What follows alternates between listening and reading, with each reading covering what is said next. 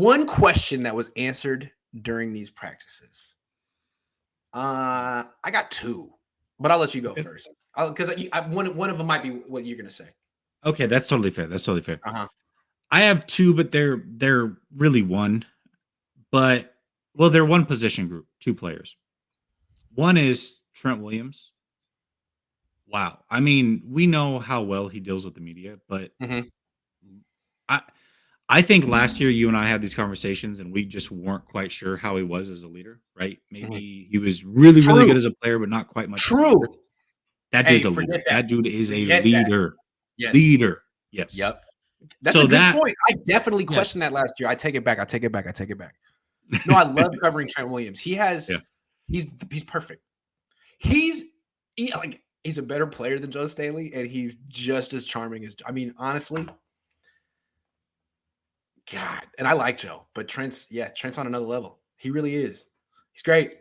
He's got more to say than Joe. He has more to say than Joe.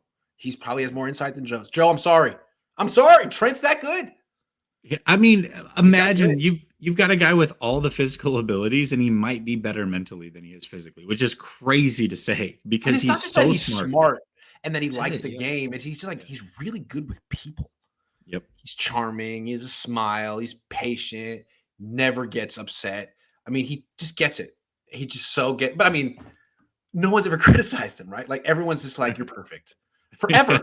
So he's just kind of up there like, oh, hey, what's up? What's up? Hey, Trey Williams, I'm here. I mean, it's not that tough because literally everyone I'm not even crazy enough to.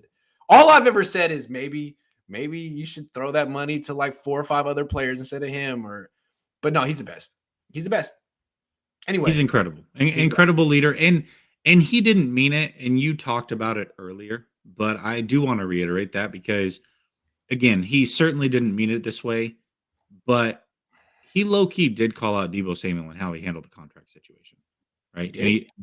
Now he's handling it right, is what he said. Now he's taking the situation by the horns and he's doing the mature thing and showing up. Yep. Low key saying, hey, youngster, like you're not handling this the right way. Nope. You didn't handle it the right way. You are now. Kudos to you.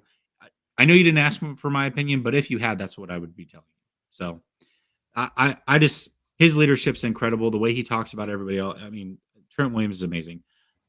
The other one is the leader of the team, right? I mean, there's Kittle, but he's kind of rah-rah, and there's Bosa, but he's not verbal. There's Trey, Fred, but he's the youngest Fred's player always on the there. team. Fred for sure, but Fred, he sort of had a down year last year, and Trent, if Trent wants to be the leader, he can be the leader. He's the best player in the league. You know, I mean, if he wants it, he can do it, and it seems like he wants the role, and he's embracing it. So great, wonderful. He even said yesterday, like, someone asked about Trey Lance's leadership. He's like, you know what? If he can do it, that's great, but he doesn't need to fake it. We have lots. That's what I'm here for. That's what he did. And he mentioned himself. Yeah, we can do that. You know, if he definitely has the qualities to lead, but that's what I'm here for. It's like, wow. I think Jimmy Ward's a hell of a leader too. I really do. Underrated. Extremely underrated. Underrated. The team doesn't promote him very much. Like Kyle gives him not enough props, but like the PR department, not the marketing department doesn't promote him. And so he seems like he doesn't matter, but he's definitely a leader. Yeah. Yeah. Very important to this team. Very important. Very good and a good leader as well. All right. The other one is Jake Brendel, and it all goes along with the offensive line. Here's what I'm going to say is the 49ers are comfortable with Jake Brendel. That's what we learned. Now, should they be? I don't know about that. I don't know about that. To the point where there's not even really a competition. Like they didn't draft the center. They're not rotating people in. They're like, nope. We have Jake fucking Brendel. Like, what are you talking about? Yeah. You're right. So very comfortable with Jake, very comfortable overall with actually the whole offensive line. So right, wrong, or indifferent, that is one thing we certainly learned about the 49ers, and they are A-okay with the way that the offensive line is built right now. So. Okay. I have two. One is the Niners at this point do not have a starting nickelback on their team. They are having a competition. They're rotating people in. I think Sam Womack, kind of like Hufanga, could become a good starting nickel in year 2, but he's a 5th round pick, and I don't know. I need to see more. Maybe it's him. If it's not him, it's no one on the team. They're going to go with like Dante Johnson or Jarquez Denard. No, like K1 was better. So to me, they got a hole at nickel, and they could fill it during the season. They could trade for a guy. There's always things they could do, and assuming they get rid of Jimmy Garoppolo, they'll have the flexibility to do it. But they need to do something because I don't think this competition is someone's just gonna rise to the top unless it's the 5th round rookie, which is asking a lot of a 5th round freaking rookie. It's a lot. So that's one, and then 2 is Lance is freaking ready. He's ready. Now, I don't know what ready means.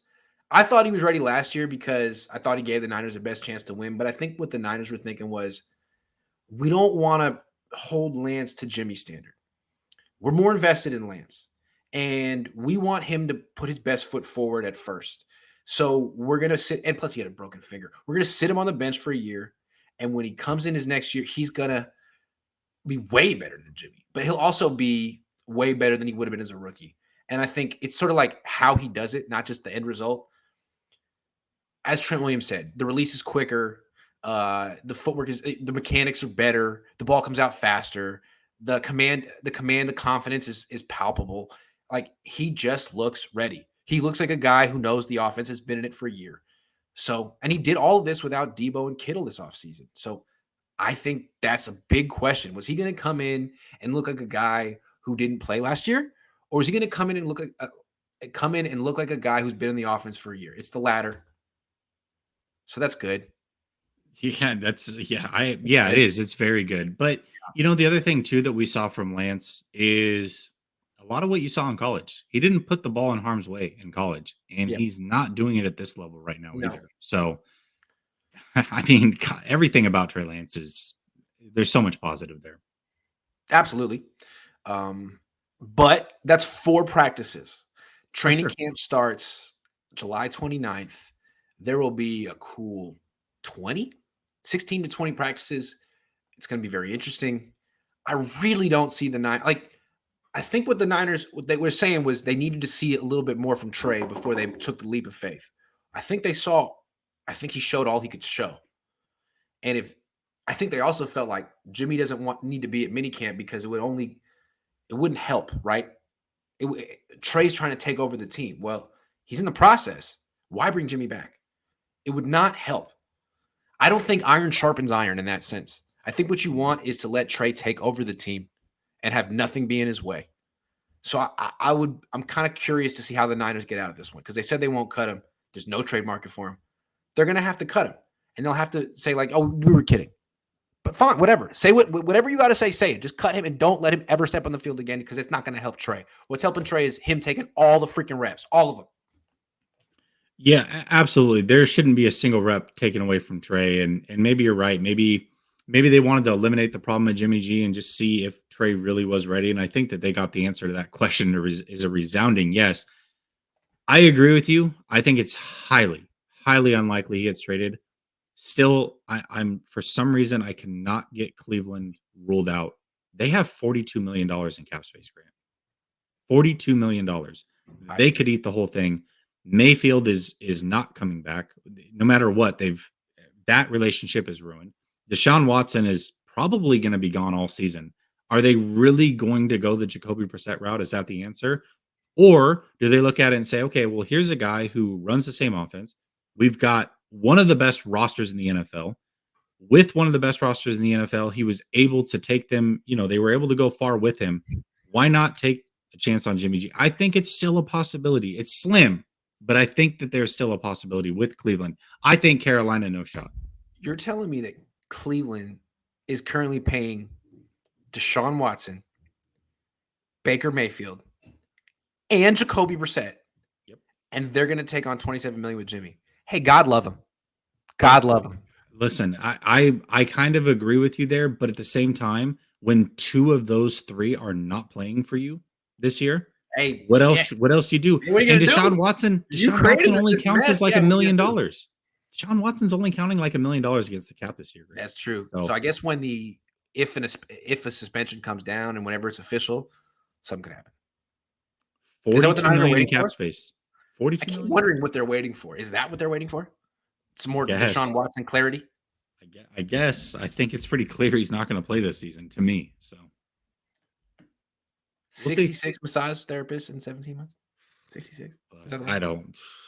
Wow. It's wild. Wow. It is wild. Wild. And that's our show. Thank you very much for watching, everyone. Grant Cohn, Jessie Naylor. What are you doing tonight? Are you done? I'm done. My schedule's been a little erratic. Our schedule's been erratic because of the Warriors being in the finals. Congratulations to them. We'll see what ends up happening. But at the worst case scenario, we got one more week of that, and then we can get back to normal. But either way, tap in Last Second Sports. Check it out. Come over, subscribe. Definitely will be putting up content over there. You know, my favorite thing about basketball finals is the two fan bases taking turns complaining about the refs. I love that. Every time. That's the best. Yep. For 7 games. God. What an overrated sport. I'm sorry. It's okay. It's not a bad sport, but it always comes down to people arguing about the refs. It's like, was it a charge? It's like, who cares? I don't care. They hit each other in football.